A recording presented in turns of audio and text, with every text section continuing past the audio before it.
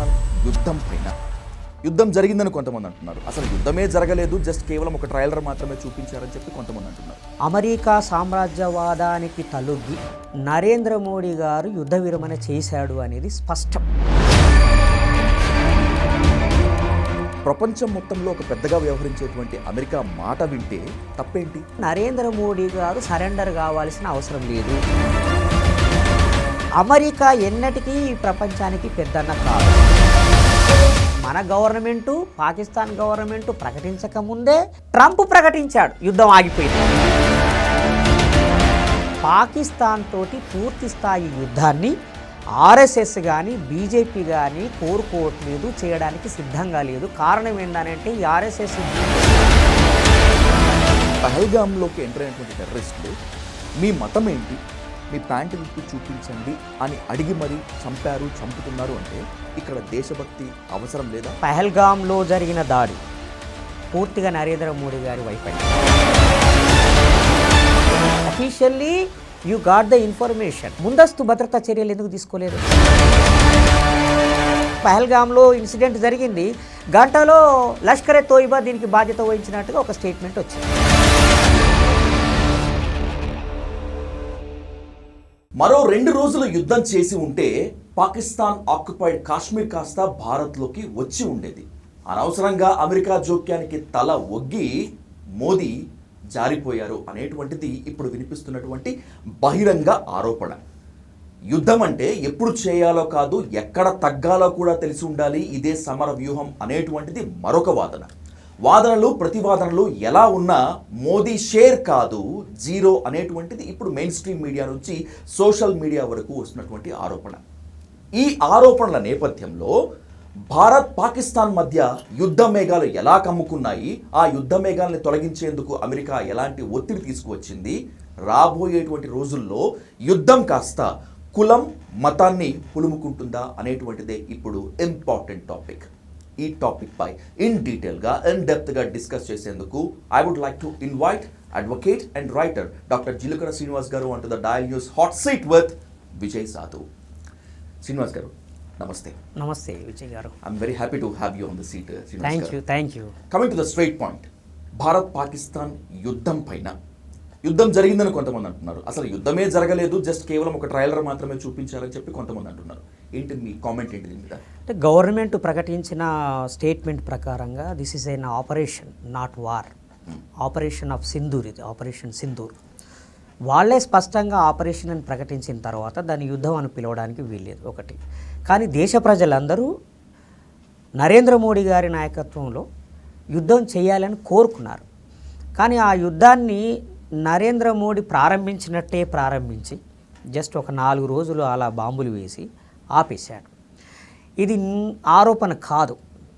America సామ్రాజ్యవాదానికి తలొగ్గి Narendra Modi గారు యుద్ధ విరమణ చేశాడు అనేది స్పష్టం, వాస్తవం, ఆరోపణ కాదు. అందుకని అసలు యుద్ధం చేయాల్సిన అవసరం ఏముంది? ఒకటి, యుద్ధం చేసే ఒక అనివార్యమైన పరిస్థితి ఎందుకు మనకి క్రియేట్ అయింది? ఈ అంశాల గురించి అయితే చర్చ జరగాలి, దేశమంతా చర్చించుకుంటుంది. సో నేనేమంటున్నానంటే పాకిస్తాన్ వ్యతిరేకతని దేశభక్తిగా ఇక్కడ ప్రచారం చేశారు.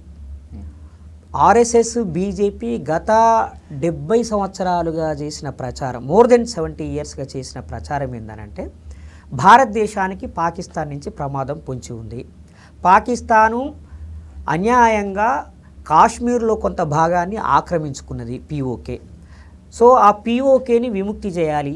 రెండోది, మూడో అంశం ఏంటంటే జమ్మూ కాశ్మీర్కి స్వయం ప్రతిపత్తి కల్పించారు ఆర్టికల్ 370 ప్రకారంగా, దాన్ని రద్దు చేయాలి. ఈ 3 అంశాల చుట్టూతో దేశ ప్రజలందరినీ మొబిలైజ్ చేశారు వాళ్ళు. దాదాపుగా దేశంలో ఉన్న more than 60% of the population RSS BJP చేసిన ఈ ప్రచారంతో కన్విన్స్ అయ్యారు. కన్విన్స్ అయ్యి అధికారాన్ని వాళ్ళకి అప్పగించారు. నరేంద్ర మోడీ 2014లో చాలా తీవ్రంగా సడన్గా all of sudden he has become a national leader. అప్పటిదాకా గుజరాత్కి సీఎంగా ఉన్న Narendra Modi all of sudden 2013 second half నుంచి రాత్రికి రాత్రే నేషనల్ లీడర్గా ముందుకొచ్చాడు. అప్పుడు ఆయన చేసిన మాట వాగ్దానం ఏంటి అంటే, ఈ దేశాన్ని కాపాడే బాధ్యత నాది, ఉగ్రవాదుల పట్ల కాంగ్రెస్ పార్టీ మెతక వైఖరి అనుసరిస్తున్నది. పాకిస్తాన్ ప్రేరేపిత హింస పట్ల, ముఖ్యంగా పాకిస్తాన్ ప్రేరేపిత తీవ్రవాదులని అణిచివేయడంలో కాంగ్రెస్ విఫలమైంది.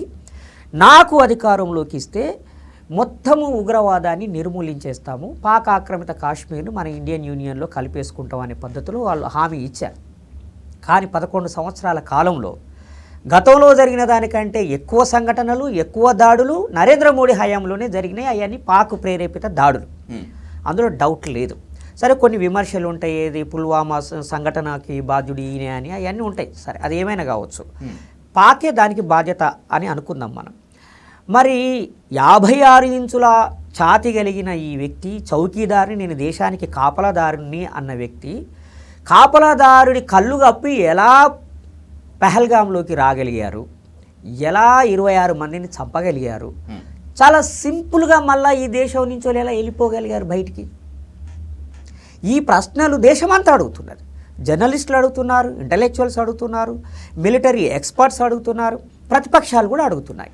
కానీ ఏ ఒక్క ప్రశ్నకి సమాధానం చెప్పకుండా more than 10 days Narendra Modi గారు సైలెంట్గా ఉన్నారు.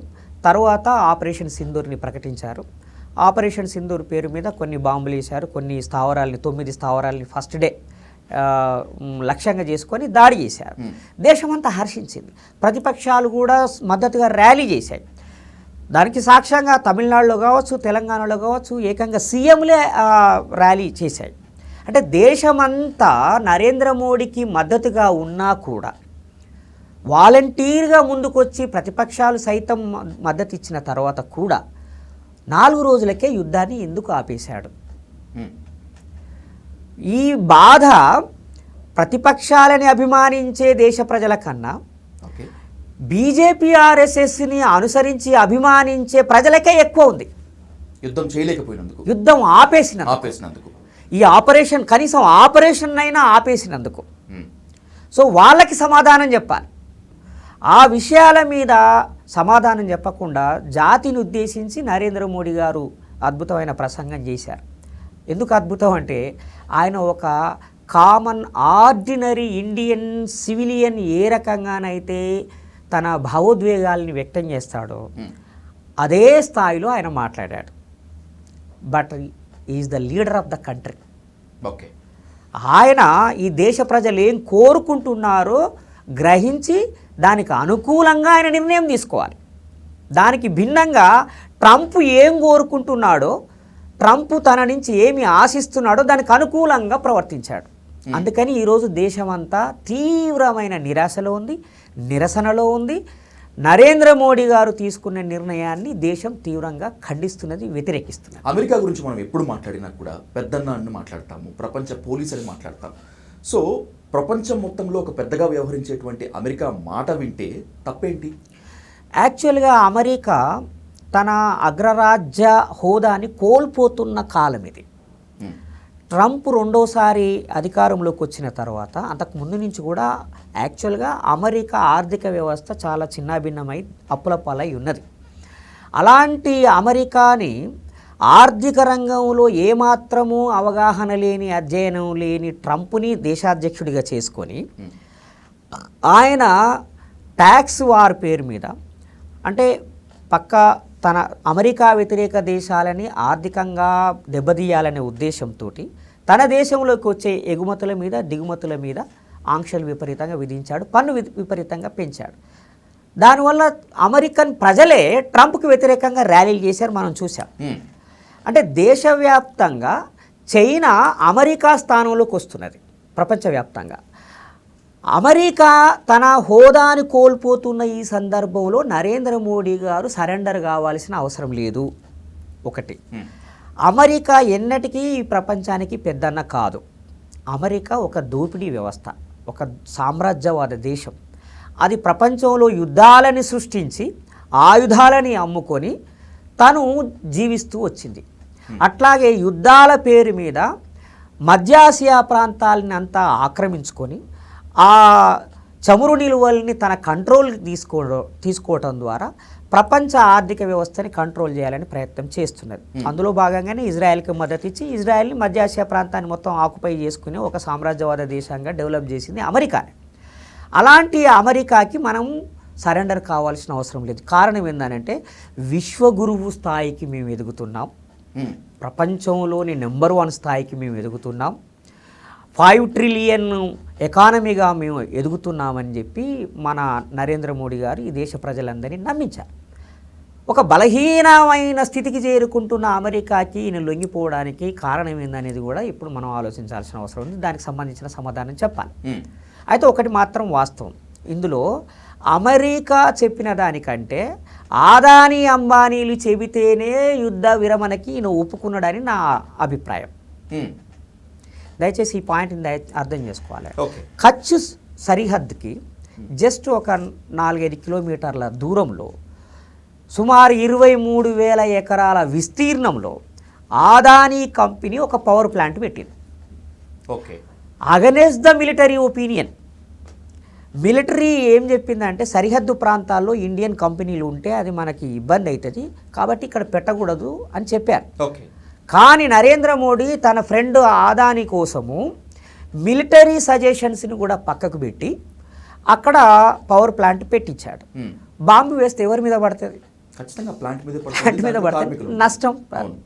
సో ఆదాని, అంబానీ, మఫత్లాల్, గోయంకా, టాటా, బిర్లా ఇలాంటి చాలా పెద్ద పెద్ద కార్పొరేట్ కంపెనీ, ఈవెన్ మన హైదరాబాద్లో ఉన్న రెడ్డి ల్యాబ్స్, వీళ్ళందరూ పాకిస్తాన్లో పెట్టుబడులు పెట్టారు. 1,000 కోట్ల రూపాయలు పెట్టుబడులు పెట్టారు. పాకిస్తాన్ మీద యుద్ధం చేసినా మనకే నష్టం, పాకిస్తాన్ మన మీద బాంబులు వేసినా మనకే నష్టం. ఇది ఒక కారణం. రెండో కారణం ఏంటంటే అమెరికా $20 బిలియన్ ఇన్వెస్ట్మెంట్ పెట్టింది పాకిస్తాన్లో. సో పాకిస్తాన్ పెట్టుబడిదారులకి అమెరికా పెట్టుబడిదారులకి పాకిస్తాన్లో యుద్ధం జరిగితే పాకిస్తాన్ మీద బాంబులు వేస్తే నష్టం. అట్లాగే అమెరికన్ ఇన్వెస్టర్స్ అండ్ కంపెనీస్ మన ఇండియాలో $60 బిలియన్ ఇన్వెస్ట్ చేశారు. అందువల్ల పాకిస్తాన్ మన మీద బాంబులు వేసినా అమెరికా వాళ్ళకే నష్టం. అంతెందుకు, ఈ యుద్ధం జరుగుతున్న ఈ 4 రోజులు దానికి ముందు ఒక ప్రిపరేషన్, ఒక 10 డేస్ 14 డేస్లో ఆల్మోస్ట్ $80 బిలియన్ అమెరికా నష్టపోయింది, స్టాక్ మార్కెట్ నష్టపోయింది. అందుకని బయట దేశస్తులు కూడా మన ఇండియన్ స్టాక్ మార్కెట్లో పెట్టుబడులు పెడతారు. మన ఇండియన్స్ మాత్రమే కాదు, బయట నుంచి కూడా మనకు స్టాక్స్లో పెడతారు. సో ఈ యుద్ధం కారణంగా స్టాక్స్ అన్నీ కూలిపోయినాయి. పెట్టుబడికి ఉన్న గుణం ఏంటంటే తనకి లాభం వస్తుంది అనుకుంటే యుద్ధం చేపిస్తుంది, నష్టం వస్తుంది అనుకుంటే యుద్ధాన్ని ఆపిస్తుంది. తనకి లాభం వస్తుంది అంటే ఆయుధాలని అమ్ముతుంది, అదే శాంతి ద్వారా తనకి లాభం వస్తుంది అనుకుంటే పీస్ టాక్స్ చేస్తుంది, మధ్యవర్తిత్వం నిర్వహిస్తుంది. ఇది జరుగుతున్నది. సో భారత్ పాకిస్తాన్ మధ్య ఇంటర్వెన్షన్ తీసుకోమని, మధ్యవర్తిత్వం చేయమని భారత్ మాత్రం అమెరికా అడగలేదు. It's clear. పాకిస్తాన్ కూడా అడగల. పాకిస్తాన్ అడగలేదు, ఇండియా అడగలేదు. పైగా ఇవాన్స్ చాలా స్పష్టంగా చెప్పాడు, ఆ 2 దేశాల మధ్యన జరుగుతున్న యుద్ధం అనేది వాళ్ళ వ్యక్తిగతం ఇంటర్నల్ విషయం, మేము జోక్యం చేసుకోమని అన్నారు. అన్న తర్వాత సడన్గా 24 గంటలు నేను మాట్లాడి సెట్ చేసిన అని ఆయన మన గవర్నమెంటు పాకిస్తాన్ గవర్నమెంటు ప్రకటించకముందే ట్రంప్ ప్రకటించాడు యుద్ధం ఆగిపోయిందని. ఆ తర్వాత ఆ స్టేట్మెంట్ని వీళ్ళు ప్రెస్ మీట్ పెట్టి కన్ఫర్మ్ చేశారు. అఫీషియల్ అంటే మన దేశానికి ఒక సార్వభౌమాధికారం ఉన్నది, సావరిన్ పవర్ ఉన్నది. మనకేం కావాలో నిర్ణయించుకునే ఆ సావరిన్ పవర్ కాన్స్టిట్యూషన్ మూలంగా వచ్చింది. ఆ సావరిన్ పవర్కి విరుద్ధంగా అమెరికా స్టేట్మెంట్ ఇచ్చింది. మన సావరిన్ పవర్ని మనం కోల్పోయామని కదా దాని అర్థం. అంటే మన దేశం మీద అమెరికా పెత్తనాన్ని మన దేశస్తులే కన్ఫర్మ్ చేశారు, మన దేశ పాలకులు కన్ఫర్మ్ చేశారు. ఇది దేశ ప్రజలందరికీ అభ్యంతరకరమైన విషయం. తప్ప ఒప్పో లాభం నష్టం ఎంత నష్టమైనా సరే భరించడానికి Indians we are ready. But who are you to decide? నిన్ను ఎవరు అడిగారు, మధ్యలో ఎందుకు వచ్చావు? ఆయన ఒకటే అన్నాడు. ఏమన్నాడు ట్రంప్? మీరు నా మాట వినకపోతే మా పెట్టుబడులు మేము వెనక్కి తీసుకుంటాం అన్నాడు. అనగానే 2 దేశాల ప్రధానమంత్రులు భయపడిపోయి యుద్ధాన్ని ఆపేశారు. Make in India, made in India లాంటి నినాదాలు ఇచ్చి ఇక్కడ పెట్టుబడిదారు వ్యవస్థని డెవలప్ చేయడానికి నేను కృషి చేస్తున్నా, అభివృద్ధి చేయడానికి కృషి చేస్తున్నా అన్న నరేంద్ర మోడీ ఆఫ్టర్ ఆల్ ఒక $60 బిలియన్ కోసం ఎందుకు యుద్ధాన్ని విరమించాడు? అంటే మన దేశభక్తి అమెరికా ముందు పనిచేయదు. ఆర్ఎస్ఎస్ బీజేపీ అమెరికాకి వ్యతిరేకంగా అడుగు ముందుకు వేయదు. తెల్లవారు లేస్తే పాశ్చాత్య సంస్కృతి అని తిట్టే వీళ్ళు ఇప్పుడు ఎవరు తిట్టాలి మరి? సుబ్రహ్మణ్య స్వామి ఆయన స్వదేశీ ఉద్యమం అని చెప్పి ఆయన నడిపాడు. ఆయన చాలా సీవియర్గా వ్యతిరేకించాడు యుద్ధాన్ని విరమించడాన్ని. పార్ట్ ఆఫ్ ద బీజేపీ, ఆయన సీనియర్ నాయకుడు. మొదటి నుంచి ఆయన బీజేపీ రాజకీయాలకు వ్యతిరేకంగా ఉన్నాడు, అది వేరే విషయం. కానీ is the part of the BJP. అంటే దేశంలో ఉన్నటువంటి వాళ్ళు స్వదేశీ జాగరణ మంచి పేరు మీద, ఇంకా రకరకాలైన ఆర్గనైజేషన్స్ పేరు మీద ఈ దేశంలో ఉన్న వ్యాపారస్తుల్ని అభివృద్ధి చేసుకోవాలని, ఈ దేశం తన కాళ్ళ మీద తాను నిలబడాలని చేసిన వాదనకి భిన్నంగా అమెరికా కాళ్ళ మీద నిలబడడానికి, అమెరికా దయాదాక్షిణ్యాల మీద బతకడానికి నరేంద్ర మోడీ గారు, అమిత్ షా గారు సిద్ధపడ్డారు అన్న విమర్శకి సమాధానం ఇప్పటికీ వాళ్ళు చెప్పట్లేదు. ఈ ప్రశ్న దేశ ప్రజలందరూ అడుగుతున్నారు. దానికి సమాధానం చెప్పాల్సిన బాధ్యత ఆర్ఎస్ఎస్ బీజేపీ మీద ఉన్నది. ఎందుకంటే దేశభక్తికి ఓల్ అండ్ సోల్ బ్రాండ్ అంబాసిడర్లుగా వాళ్ళు మాట్లాడారు. ఆర్ఎస్ఎస్ బీజేపీ తెల్లారు లేస్తే పాకిస్తాన్ కుక్కలు, తెల్లారు లేస్తే చైనా కుక్కలు, ఎర్ర కుక్కలు అని తిట్టిన వాళ్ళు ఎందుకు మీరు పాకిస్తాన్ పీచమనచలేకపోయారు? ఇంకొక విషయం విజయ్ గారు ఏంటంటే 9 టార్గెటెడ్ క్యాంప్స్ మీద మనం అటాక్ చేసిన తర్వాత ఆల్ ఆఫ్ సడన్ అదే రాత్రి పాకిస్తాన్ సైనికులు బార్డర్లో ఉన్న మన జనావాసాల మీద కాల్పులు జరిపారు. డ్రోన్స్తో కూడా చేశారు. ఆల్మోస్ట్ 31 మంది చనిపోయారు. అది పత్రికల్లో వచ్చింది. 31 మంది చనిపోయారు. మనం వేసిన బాంబుల మూలంగా ఎంతమంది చచ్చిపోయారో కన్ఫామ్గా ఇప్పటికీ కూడా పాకిస్తాన్ చెప్పలేదు, నంబర్ చెప్పలేదు. మన మిలిటరీ చెప్పింది మోర్ దెన్ 100 మెంబర్స్ చనిపోయి ఉండొచ్చు అని. అది కూడా కన్ఫర్మేషన్ కాదు. ఎందుకంటే ఇంటర్నేషనల్ దర్యాప్తు సంస్థలు చెప్పాలి. రెడ్ క్రాస్ లాంటి సంస్థలు పోయి అక్కడ స్టడీ చేసి ఎంతమంది చచ్చిపోయారు, క్యాజువాలిటీస్ ఏంటి అనేది లెక్క చెప్పాలి. అది ఇంతవరకు రాలేదు. కానీ ఇక్కడ నేనేమంటున్నా అంటే 26 మందిని వాళ్ళు వచ్చి మతం పేరుతోటి చంపేసిపోయారు, మతం అడిగి. పాకిస్తాన్ వాళ్ళు కాల్పులు జరిపితే మరొక 50 మంది చనిపోయారు ఈ 4 రోజుల దాడిలో. అంటే ఆల్మోస్ట్ 100 మంది మనం కూడా చనిపోయాం. సాధించింది ఏముంది? యుద్ధం చేయడం ద్వారా సాధించింది ఏమున్నది అంటే ఈ దేశ ప్రజల ఆగ్రహం మీద నీళ్లు చల్లడానికి, వాళ్ళ ఈగోని సాటిస్ఫై చేయడానికి ఒక సింబాలిక్ అటాక్ మాత్రమే చేసిరు తప్ప పాకిస్తాన్ తోటి పూర్తి స్థాయి యుద్ధాన్ని ఆర్ఎస్ఎస్ కానీ బీజేపీ కానీ కోరుకోవట్లేదు, చేయడానికి సిద్ధంగా లేదు. కారణం ఏంటంటే ఈ ఆర్ఎస్ఎస్ బీజేపీ పెంచి పోషించిన పెట్టుబడిదారుల యొక్క ప్రయోజనాల కోసమే. ఇది సత్యం, ఇది వాస్తవం. దేశభక్తి అనేటువంటి పదాన్ని మీరు ఇప్పటికీ దాదాపు ఒక 3-4 సార్లు వాడుంటారు. బెస్ట్ ఆఫ్ మై నాలెడ్జ్ మీరు దేశభక్తికి అనే పదానికి వ్యతిరేకం. I want need clear clarity. దేశభక్తికి మీరు వ్యతిరేకమా? దేశభక్తి అనే పదప్రయోగానికి వ్యతిరేకమా? What are you? దేశభక్తి అనేది ఒక వ్యక్తి అంతర్గత విషయం ఒకటి. అది కాన్స్టిట్యూషనల్గా తన మైండ్లో జనరేట్ అవ్వాల్సిన విషయం. కానీ దేశభక్తిని మతభక్తిని రెండింటిని మేళవించి మిక్స్ చేసి ఒక ఫాసిస్ట్ కల్చర్ని క్రియేట్ చేస్తున్నారు మన దేశంలో. దానికి నేను వ్యతిరేకం. ఇండియా ఈజ్ అవర్ కంట్రీ, దాంట్లో డౌటే లేదు. ఈ ఇండియాలో ఒక ఇంచు కూడా వదులుకోవడానికి నేను సిద్ధంగా లేను. కానీ దేశభక్తి పేరు మీద ముస్లింలని బూచిగా చూపించటం, వాళ్ళ పట్ల వ్యతిరేకతని పెంచడం అనే దానికి నేను వ్యతిరేకం. పహల్గామ్ అటాక్ని చూసుకుంటే శ్రీనివాస్ గారు, పహల్గామ్లోకి ఎంటర్ అయినటువంటి టెర్రరిస్టులు మీ మతం ఏంటి, మీ ప్యాంటు విప్పి చూపించండి అని అడిగి మరీ చంపుతున్నారు అంటే ఇక్కడ దేశభక్తి అవసరం లేదా? ఎందుకంటే ఇక్కడ ఇంకొక కోర్టు కూడా అంటున్నారు ఉగ్రవాదానికి మతం ఉంది అని, ఉండదు అని ఇంకొంతమంది అంటున్నారు. దేన్ని అర్థం చేసుకోవాలి? నేనేమంటున్నా అంటే పహల్గామ్లో జరిగిన దాడి పూర్తిగా నరేంద్ర మోడీ గారి వైఫల్యం. వాళ్ళు మతం పేరు అడిగి చంపినా సరే దానికి బాధ్యత నరేంద్ర మోడీ గారిదే. నరేంద్ర మోదీ అయితే వాళ్ళు టెర్రరిస్టులు వచ్చి మీరు పహల్గామ్లో అటాక్ చేయండి, పుల్వామాలో అటాక్ చేయమని చెప్పి అనరు కదా. అనరు, కానీ వచ్చే అవకాశం కల్పించారు కదా. దాడి జరగబోయే అవకాశం ఉంది అని ఇంటెలిజెన్స్ వర్గాలు సమాచారం ఇచ్చినప్పుడు మల్లికార్జున్ ఖర్గే గారు అదే ప్రశ్నించారు, మీకు సమాచారం ఉన్నప్పుడు అక్కడ కట్టుదిట్టమైన భద్రతా చర్యలు చేపట్టకుండా మీరు అక్కడికి వెళ్ళే ప్రోగ్రామ్ని క్యాన్సిల్ చేసుకొని మరొక చోట ప్రోగ్రామ్ పెట్టుకున్నారు. అంటే మీకు సమాచారం ఏప్రిల్ 19th సభ క్యాన్సిల్ అయింది. So officially you got the information, కానీ దానికి ముందస్తు భద్రతా చర్యలు ఎందుకు తీసుకోలేదు అంటే దాని అర్థం ఏంది, నరేంద్ర మోడీకి ఒక ఇన్సిడెంట్ జరగడం అవసరమని అనిపించింది, తద్వారా ఒక పోలరైజేషన్ చేయాలి. కాబట్టే తీవ్రవాదులు రావడానికి ఉపయోగపడే విధంగా అజాగ్రత్తనో లేదా కాన్షియస్లీ ఒక లూజు వ్యవహారం అక్కడ చేశారు.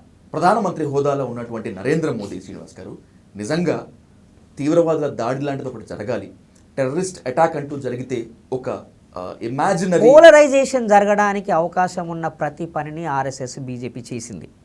అందువల్ల నరేంద్ర మోడీ అయినా అమిత్ షా అయినా ఆర్ఎస్ఎస్ నుంచి వచ్చే ఆదేశాలకు అనుకూలంగా వాళ్ళు ప్రవర్తించాలి తప్ప సొంతంగా వాళ్ళు ఏం నిర్ణయాలు తీసుకోలేరు.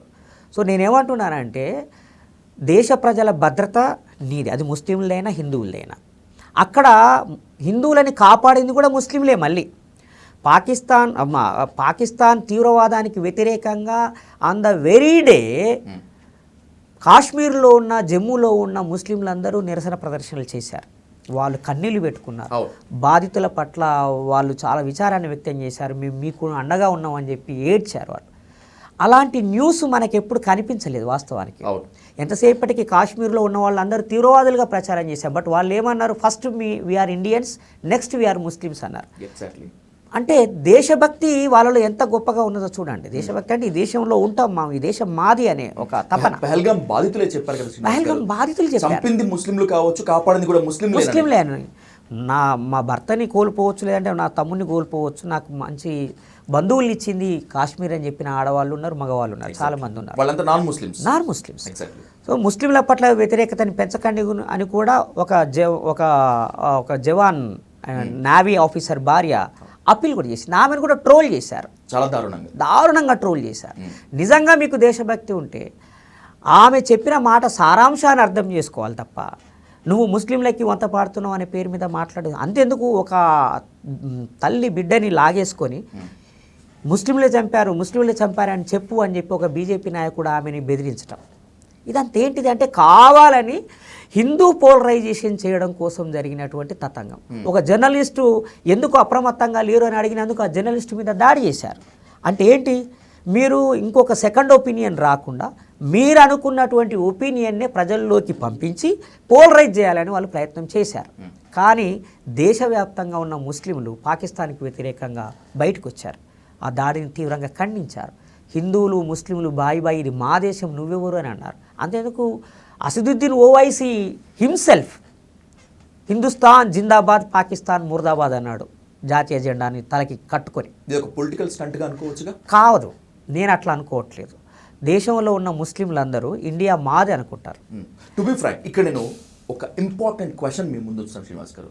మీరు అడ్వకేట్, రైటర్ మాత్రమే కాదు, you are the social activist. ఎన్నో ప్రాంతాల్లో తిరిగారు, ఎన్నో ఫ్యాక్ట్ ఫైండింగ్ కమిటీలో ఉన్నారు. మీ హార్ట్ మీద చేసుకొని చెప్పండి, భారతదేశంలో ఉండేటువంటి ముస్లింలు అంతా భారత్ పైన ప్రేమ నిజంగానే కలిగి ఉన్నారా, లేకపోతే అవకాశం వస్తే పాకిస్తాన్కి వెళ్ళిపోయేందుకు సిద్ధంగా ఉన్నారా? లేదు, 1000% వాళ్ళు ఈ దేశంలోనే ఉంటారు, వాళ్ళు ఈ దేశాన్ని ప్రేమిస్తున్నారు. నేను చాలామందితో మాట్లాడాను, చాలామంది ముస్లిం స్నేహితులు కూడా ఉన్నారు నాకు.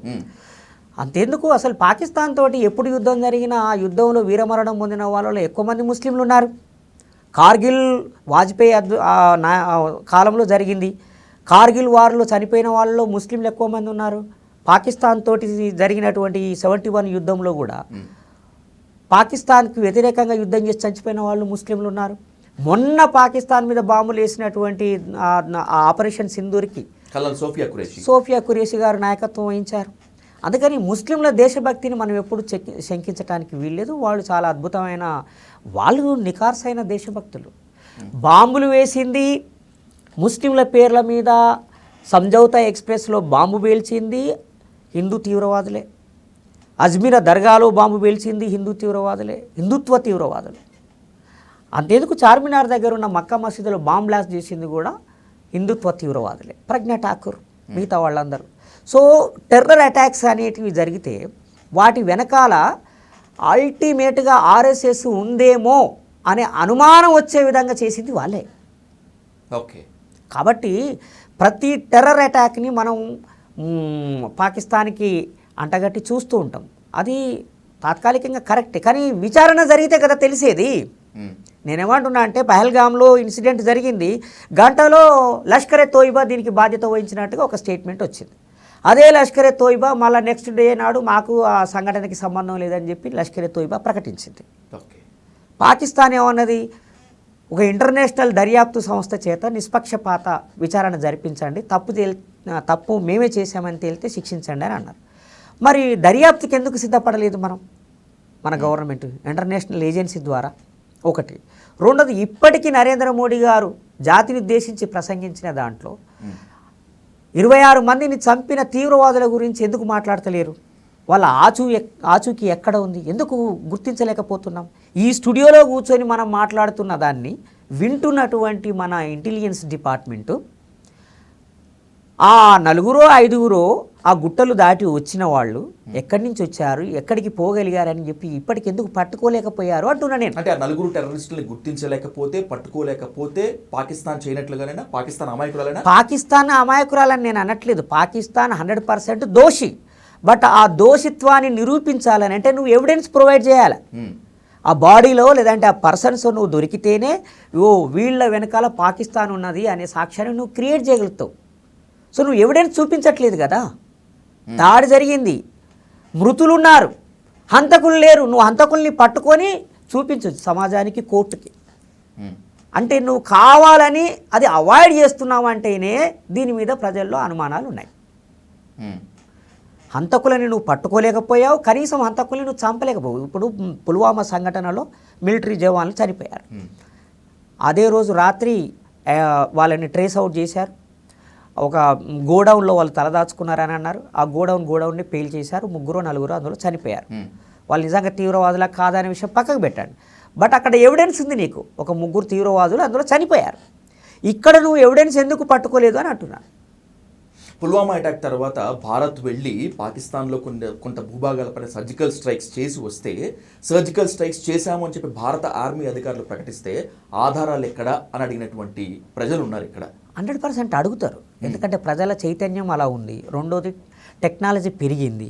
మీరు సర్జికల్ స్ట్రైక్స్ చేస్తే వీడియోలు తీసి రిలీజ్ చేయండి. అది అనుమానం ఉంది చేశారా లేదా అనేది. నేనేమంటున్నా అంటే అసలు పాక్ ఆక్రమిత కాశ్మీర్లో సర్జికల్ స్ట్రైక్స్ చేసే బదులు రాత్రికి రాత్రే ఆ ప్రదేశాన్ని మొత్తం కంట్రోల్లోకి తీసుకుంటే మన యూనియన్లో కలిసిపోయేది కదా. ఆ ఛాయిస్ వదిలేసుకున్నారు. పహల్గామ్ ఛాయిస్ వదిలేసుకున్నది నరేంద్ర మోడీ ప్రభుత్వం.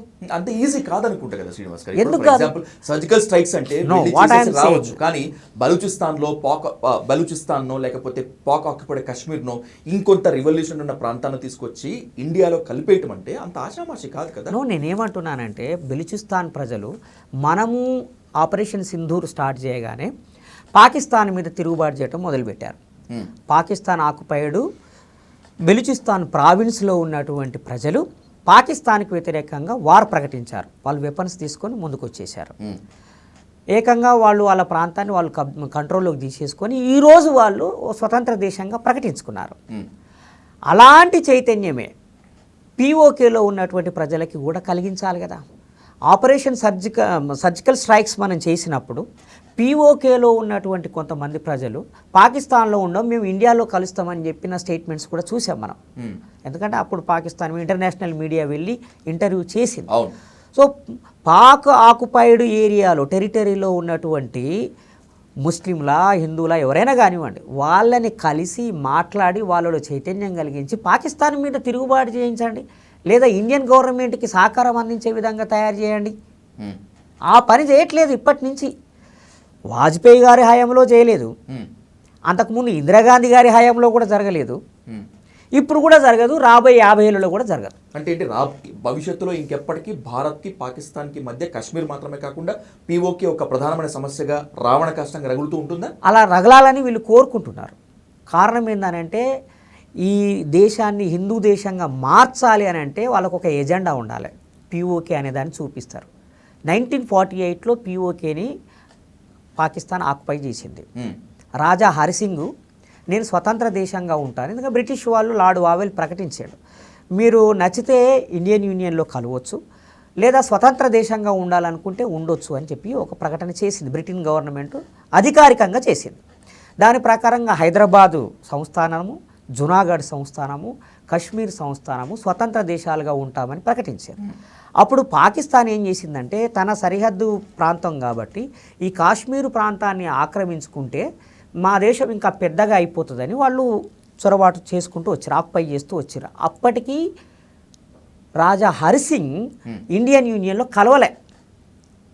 సో అది మన దేశం కాదు, ఓకే, అది స్వతంత్ర దేశం. నిస్సహాయుడైన రాజా హరిసింగ్ మన నెహ్రూ ప్రభుత్వాన్ని అభ్యర్థిస్తే మన సైన్యం వెళ్ళి రాజా హరిసింగ్ని కాపాడింది, ఆ టెరిటరీని కాపాడింది. అప్పటికే ఆక్యుపై చేసుకున్నటువంటి పిఓకేని వదిలేసుకున్నారు. ఈలోపు ఐక్యరాజ్య సమితి ఇన్వాల్వ్ అయింది, బ్రిటన్ ఇన్వాల్వ్ అయింది, అమెరికా ఇన్వాల్వ్ అయింది, అంతర్జాతీయంగా చాలా దేశాలు ఇన్వాల్వ్ అయ్యి ఎల్ఓసి అనే దాన్ని ఒకదాన్ని గీశారు, లైన్ ఆఫ్ కంట్రోల్ గీసి ఇటువైపు ఇండియా అటువైపు పాకిస్తాన్ ఆ సరిహద్దుగా ఉంది. మరి అప్పుడే పిఓకేను కూడా ఇందులో కలిపేసుకుంటే అయిపోయేది కదా, కలపలేదు. కారణం ఏంది, ముస్లిం పాపులేషన్ పెరుగుతుంది ఇండియన్ యూనియన్లో, తద్వారా వీళ్ళ ఎజెండా నెరవేరదు. రేపు కూడా పిఓకేని ఇన్వాల్వ్ మన దాంట్లో కలుపుకుంటే 60 లక్షల మంది ముస్లింలు కలుస్తారు. 60 లక్షల ముస్లింలు కలిస్తే వీళ్ళకి భయం, ముస్లిం జనాభా పెరిగిపోతుందని కదా వీళ్ళ భయం. ఆ దేశాన్ని ఆక్యుపై చేసుకుంటున్నామని, కలుపుకుంటున్నాం, కాపాడుతున్నాం అని కాదు, ముస్లింల సంఖ్య పెరుగుతుందనే భయం. అందువల్ల పిఓకేని ఇంకా 50 సంవత్సరాలకైనా మనం విముక్తి చేసుకోలేం. నరేంద్ర మోడీ గారు కొత్త పార్లమెంటు కట్టారు, దాంట్లో భారతదేశ చిత్రపటాన్ని గీశారు, అఖండ భారత్ చిత్రపటాన్ని వేశారు, దాంట్లో పాకిస్తాన్ ఉన్నది, బంగ్లాదేశ్ ఉన్నది. మీరు నిజంగా అఖండ భారత్ నిర్మించాలనుకుంటే పాకిస్తాన్ని ఓడించి మన ఇండియన్ యూనియన్లో కలిపేయండి, బంగ్లాదేశ్ని కలిపేయండి, కలపరు, కలపరు. సాధ్యం అవుతుంది. ఇప్పుడు అంత పెద్ద చిన్న దేశం ఇజ్రాయిల్, చిన్న దేశం పలస్తీనాని ఆక్యుపై చేసేసింది. ఆ పక్కనున్న యెమన్, జోర్డాన్ ఇలాంటి అన్ని దేశాలని ఆక్యుపై చేయడానికి అది ప్రయత్నం చేస్తున్నది. దశల వారీగా అది ఇజ్రాయిల్ పెరుగుతూ వచ్చింది. ఒకప్పుడు చిన్న వరంగల్ జిల్లా అంతా ఉన్న ఇజ్రాయిల్ ఈరోజు తెలంగాణ అంత పెద్ద స్పేస్లోకి వచ్చేసింది. అంటే ఎట్లా సాధ్యమైంది? మరి సంకల్పం ఉండాలి. మనము కూడా నిజంగా అఖండ భారత్ నిర్మిస్తే మాకు సంతోషమే. ఓకే, మీరు ఆక్యుపై చేసి కలిపేయండి, కలపరు. ఎందుకు? అసలు విడగొట్టిందే వీళ్ళు కాబట్టి. ఎందుకంటే ఇండియన్ యూనియన్ కలిసి ఉంటే, పాకిస్తాన్, బంగ్లాదేశ్ ఈ దేశంలో కలిసి ఉంటే ముస్లిం పాపులేషన్ ఎక్కువ ఉంటుంది, తద్వారా హిందువులు ముస్లింలు కలిసి బతికే ఒక వాతావరణం ఉంటుంది. అట్లా కాదు, హిందువులకి ఒక దేశం ఉండాలా అన్న ఒక కోరిక ఉంది కదా, హిందూడమ్ అనే సావర్కర్ కళ నెరవేరాలని అంటే పాకిస్తాన్ ఇండియాలో కలిసి ఉండకూడదు కాబట్టి విడగొట్టారు. ఆ ఆలోచన కలిగించిందే ఆనాడున్నటువంటి హిందూ నాయకులు, అంటే కాంగ్రెస్ పార్టీ. ఒక రకంగా చెప్తే మీకు గుర్తుండి ఉంటుంది, క్యాబినెట్ మిషన్ ప్లాన్ అనేది వచ్చింది 1946లో. క్యాబినెట్ మిషన్ ప్లాన్ మీద జిన్నా, ఆగా ఖాన్ ఇద్దరు సంతకం పెట్టారు. మేము ఇండియన్ యూనియన్లోనే కలిసి ఉంటాం, ఇండియాలోనే కలిసి ఉంటాం, ప్రత్యేక దేశం అవసరం లేదని.